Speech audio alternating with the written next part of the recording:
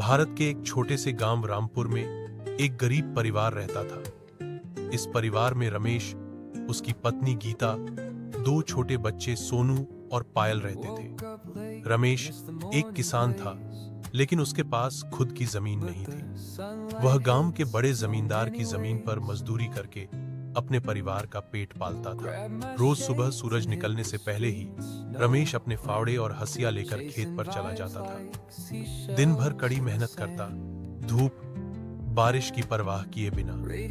गीता घर पर रहकर बच्चों की देखभाल करती और कभी-कभी दूसरों के घरों में बर्तन धोने का काम भी कर लेती थी। बच्चे सरकारी स्कूल में पढ़ते थे, लेकिन पढ़ाई के साथ साथ वे घर के कामों में भी हाथ बंटाते थे। उनका घर मिट्टी का बना हुआ था। छत पर टीन की चादरें पड़ी थीं, जो बरसात में टपकने लगती थीं।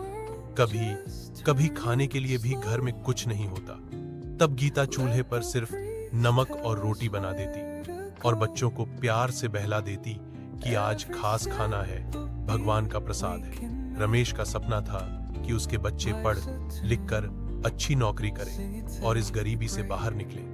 वह खुद भले ही कभी स्कूल न गया हो, लेकिन उसने अपने बच्चों को पढ़ाने की ठान ली थी। वह खेत में मेहनत करता और जो थोड़ा बहुत कमाता, उसमें से कुछ पैसे बच्चों की किताबों और स्कूल की फीस के लिए बचा कर रखता। एक बार गांव में बहुत तेज बारिश हुई। खेत में लगी फसल पूरी तरह बर्बाद हो गई। रमेश का काम बंद हो गया और कई दिनों तक घर में खाने का संकट पैदा हो गया। उस समय गांव के कुछ भले लोगों ने मदद की, लेकिन आत्मसम्मान के कारण रमेश ने किसी से ज्यादा मांग नहीं की। एक दिन गांव में एक स्वयंसेवी संस्था आई जो गरीब बच्चों की शिक्षा में मदद करती थी। उन्होंने सोनू और पायल की प्रतिभा देखी और उनका दाखिला एक अच्छे स्कूल में करवा दिया। साथ ही रमेश और गीता को भी छोटे छोटे कामों के लिए प्रशिक्षण दिया, जिससे वे थोड़ी और आमदनी कर सके। धीरे धीरे हालात सुधरने लगे। बच्चे पढ़ाई में अच्छे नंबर लाने लगे और गांव के लोग भी उन्हें सराहने लगे।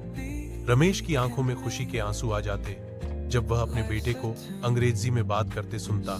यह कहानी सिर्फ एक गरीब परिवार की नहीं है, बल्कि उन लाखों परिवारों की है जो मुश्किलों के बावजूद अपने बच्चों के बेहतर भविष्य का सपना देखते हैं। गरीबी उनके इरादों को तोड़ नहीं पाती, बल्कि उन्हें और मजबूत बना देती है।